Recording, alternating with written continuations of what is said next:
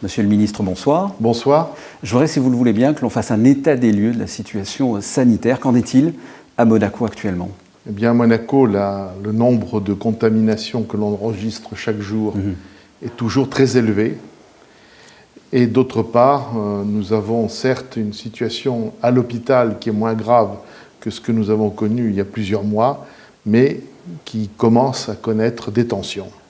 Et cela malgré la campagne de vaccination, ça ne suffit pas? La campagne de vaccination a beaucoup apporté, et notamment grâce à elle, si nous limitons le nombre des hospitalisations, mais elle n'est pas encore suffisante. Et je rappelle qu'il faut se vacciner absolument, que ce soit pour la première dose ou pour la troisième dose.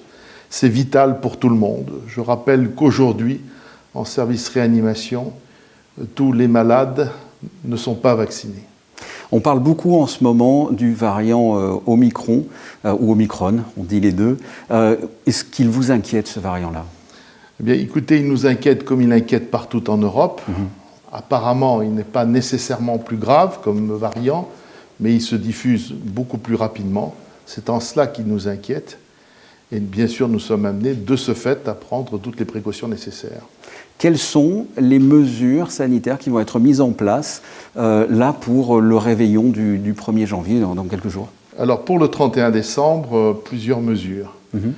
Mais le contexte est le suivant, ce que le souverain souhaite, à savoir qu'il faut que les gens gardent le moral, il faut que notre économie continue à être très vivante, et dans ce sens, il n'y aura pas de couvre-feu.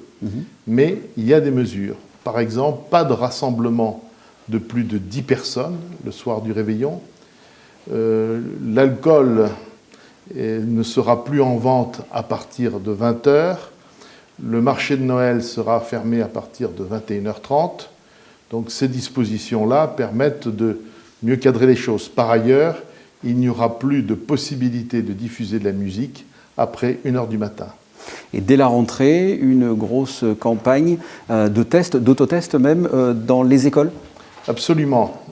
C'est quelque chose qu'a souhaité le souverain. Il faut que nous soyons au courant de toute la situation pour en tirer toutes les conséquences nécessaires.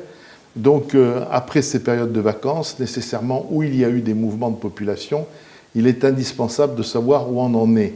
Et donc, tant à l'école que dans les entreprises, des tests seront organisés. Alors, pour les écoles, nous avons déjà reçu 10 000 tests pour les enfants, 10 000 autotests, et nous allons proposer aux parents, parce qu'il faudra l'accord des parents, d'organiser dès la rentrée des autotests à l'école pour l'ensemble des enfants. Par ailleurs, nous avons commandé 50 000 tests pour proposer aux chefs d'entreprise dans les différents secteurs de pouvoir proposer eux-mêmes à leurs salariés des autotests au moment de la rentrée. Et puis en janvier, il va y avoir aussi l'extension du pass sanitaire.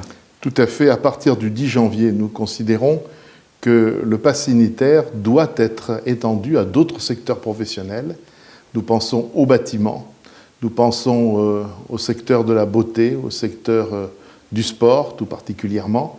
Et dans l'ensemble de ces secteurs, à la fois les actifs ou les clients devront présenter un pass sanitaire.